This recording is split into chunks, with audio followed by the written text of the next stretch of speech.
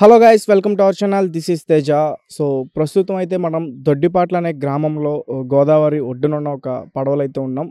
So ఈరోజు మనం ఇక్కడికి రావడానికి గల కారణం ఏంటంటే, సో రీసెంట్గా చంద్రబాబు నాయుడు గారు అతని మేనిఫెస్టోలో ఒక ప్రకటన అయితే తెలియజేశారు. అదేంటంటే, మహిళలందరికీ కూడా ఉచిత బస్సు సౌకర్యం కలదు, ఇతన్ని గెలిపిస్తే ఈ వచ్చే ఎలక్షన్స్లో అని చెప్పేసి అతని మేనిఫెస్టోలో ఒక చాలా కీలకమైన ఒక ప్రకటన అని చెప్పాలి. సో మరి దీని గురించి ప్రజల అభిప్రాయం ఏంటి, ప్రజలు ఏమనుకుంటున్నారు, అలా పెట్టడం వల్ల ప్రజలకి ఏమైనా ఉపయోగం ఉందా లేదా అనే విషయం మనం ఇప్పుడు ప్రజలు అందరి దగ్గర మనం అడిగే ప్రయత్నం చేయాలి. అలాగే రీసెంట్గా తెలంగాణ ఎలక్షన్స్లో రేవంత్ రెడ్డి గారు కూడా ఇలాంటిదే ఒకటి పథకం పెట్టి అక్కడ ఉచిత బస్సు సౌకర్యం కల్పించారు. అండ్ మనం చూసాం, చాలామంది ఆవేదన వ్యక్తం చేశారు. కొంతమంది అయితే చాలా ఇబ్బందులు ఎదుర్కొన్నారు. ఆర్టీసీ డ్రైవర్లు కానీ, ఆర్టీసీ కార్మికులు కానీ, లేకపోతే మహిళలు కొట్టుకోవడం, ఇలాంటివి చాలా చూసాం. నిరుద్యోగులు కానీ, ఉద్యోగులు కానీ చాలామంది కూడా చాలా రకాలుగా ఇబ్బంది పడ్డారు. మరి ఇన్ని రకాలైన ఇబ్బందులు వచ్చినా సరే మరి చంద్రబాబు నాయుడు గారు ఎందుకు ఇలాంటి నిర్ణయం తీసుకున్నారు అంటే, ఓట్ల కోసం ఇదొక పొలిటికల్ స్టంట్ అని చెప్తున్నారు. అంటే రీసెంట్గా జగన్మోహన్ రెడ్డి గారు ఒక మేనిఫెస్టోని రిలీజ్ చేశారు. కూటమితో వీళ్ళు ఈరోజు రిలీజ్ చేయడం జరిగింది.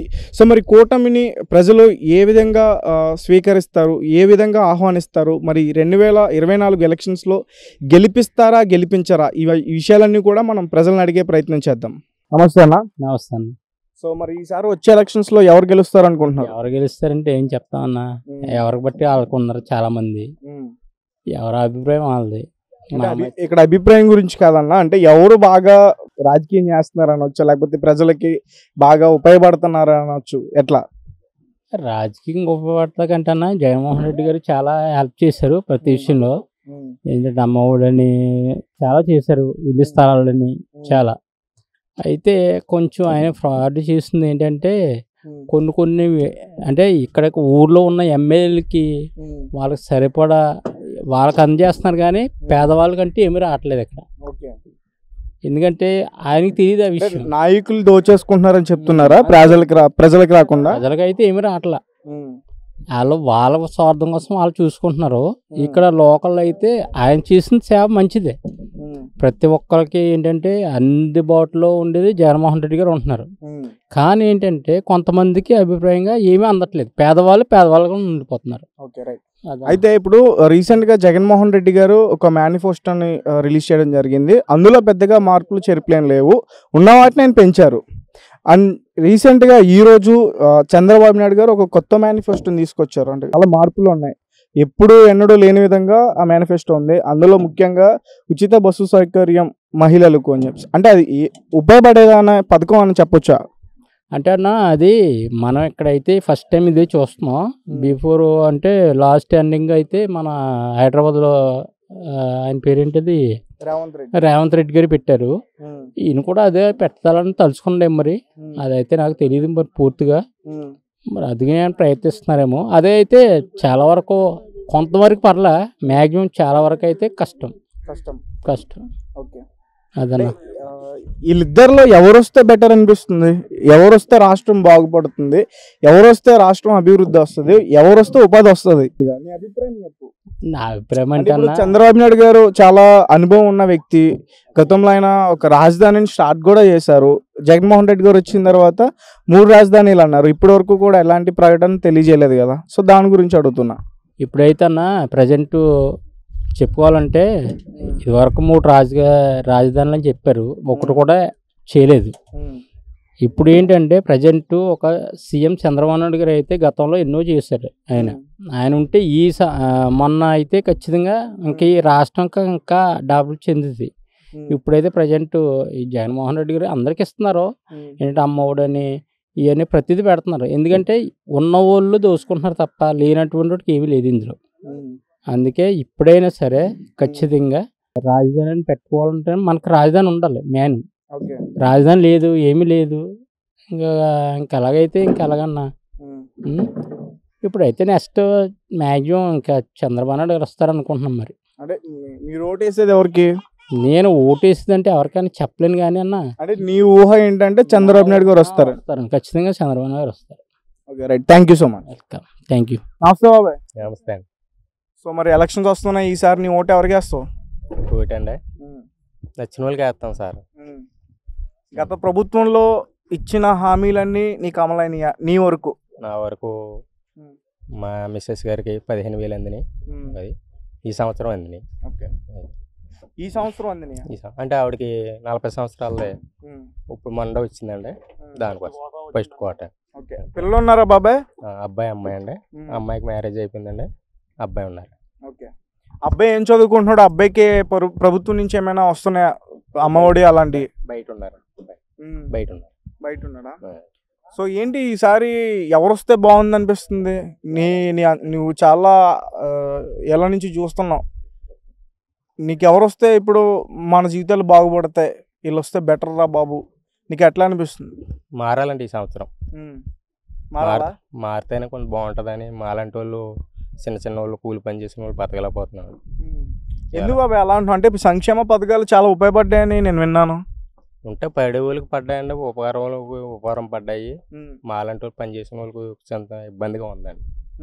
అంటే ఏ రకమైన ఇబ్బంది? ఏముందండి, 650 రూపాయలు కూలి పని ఇస్తున్నారండి.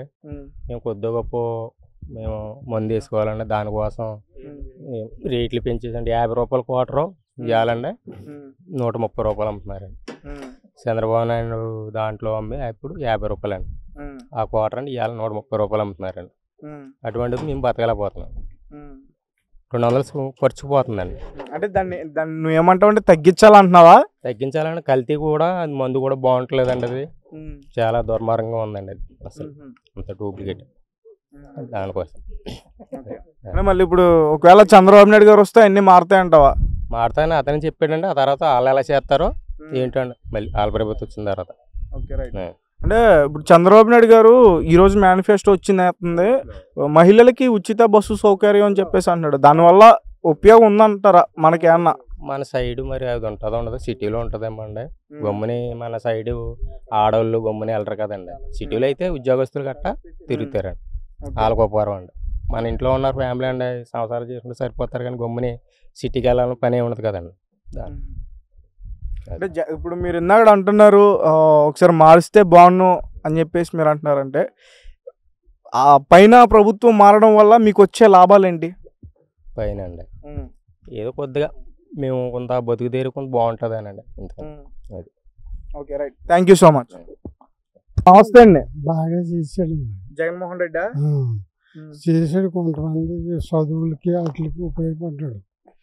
మళ్ళీ రుణమాఫీలు, మళ్ళీ ఈటు బ్యాంకుల్లో పడేలాగా ఈటు అవి బాగానే చేశాడు. కానీ కొంతమంది ఆయన మీద చాలా రిమార్కులు వచ్చేసింది. అంటే ఏ విధంగా రిమార్కులు వచ్చాయి? అంటే ఏ విధంగా అంటే అండి, ఉద్యోగాలు చేయకుండాను ప్రభుత్వం ద్వారా ఉద్యోగాలు ఎవరికి రాలేదండి. తర్వాత ఏమో కొన్ని ముందు బాగానే చేశాడండి, తర్వాత రాను ఆయన కొన్ని విధాల చెడ్డ పేరు వచ్చేసింది. జగన్ మీద చాలా మందికి విరక్తి ఉందండి. చంద్రబాబు నాయుడు కూడా ఏ ప్రగల్భాలు పలకటమే కానీ పనులు చేయడం. అంటే మీరేమంటారు, వీళ్ళిద్దరూ కరెక్ట్ కాదంటారా, జగన్మోహన్ రెడ్డి చంద్రబాబు నాయుడు?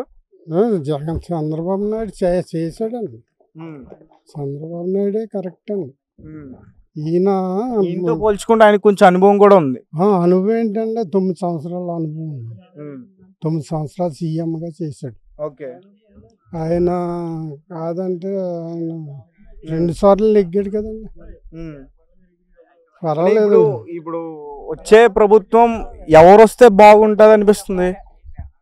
ఎవరంటే రాష్ట్రం కొల్లగొట్టేసాడండి జగన్. ఇప్పుడు బాగు చేయాలంటే చంద్రబాబు రావాలండి, తెలుగుదేశమే బెస్ట్ అండి. ఓకే, అంటే తెలుగుదేశం రావడం వల్ల ఏంటి ఉపయోగం? అభివృద్ధి వస్తాయంటదా? అభివృద్ధి చేస్తాడండి, రాష్ట్రాన్ని అభివృద్ధి పదంలోకి తీసుకొస్తాడు, అంతేకానండి. అతను కూడా మామూలుగా ఏమి చేస్తాడండి, బాగానే చేశాడు. లోకడ లేకపోతే 2 సార్లు ఎలా నెగ్గుతాడండి, చేసిన మూలనే ఎన్నుకున్నారండి. అయితే ఇప్పుడు చంద్రబాబు నాయుడు గారు మహిళలకి ఉచిత బస్సు సౌకర్యం అని చెప్పేసి తన మేనిఫెస్టోలో చెప్పడం జరిగింది. దానివల్ల ఉపయోగం ఉందా? ఉందండి, స్త్రీలకు రకంగా? ఉపయోగం. అంటే టికెట్ లేకుండా ప్రయాణం అంటే మరి ఉపయోగం కదండి, చాలా ఉపయోగం అండి. అంటే ఇటు సైడ్ ఇటు ఇటు జిల్లాలు చూసుకున్నా లేదంటే ఓవరాల్ ఆంధ్ర చూసుకున్నా మహిళలు బయటికి వెళ్ళేది తక్కువ నాకు తెలిసినంత వరకు. మీరేమంటారు? అలాగే అనకండి, టౌన్కి వెళ్తే మీరు మహిళలే కనపడతారు. చెప్పు షాపింగ్ చేసినా ఏమైనా చేసినా వాళ్ళే ఎక్కువ ఉంటున్నారు. పాలకొల్లు వెళ్ళండి మీరు, అక్కడ షాపింగ్ చేయడం కోసం ఈ పథకం రావాలంటారా మీరు? అలా కాదండి, ఎక్కువ ఆడవాళ్ళు మీరు తిరగరని అంటున్నారు కదా, దాని గురించి నేను చెప్తున్నాను. ఆడవాళ్ళు ఎక్కువ వెళ్తున్నారండి అన్ని షాపింగ్కి ఏంటి అన్నిటికి. మామూలుగా ఇంట్లో విషయాల గురించి వాటి గురించి చాలా మంది ఆడవాళ్ళే ఎక్కువ వెళ్తున్నారు. Okay okay right thank you so much.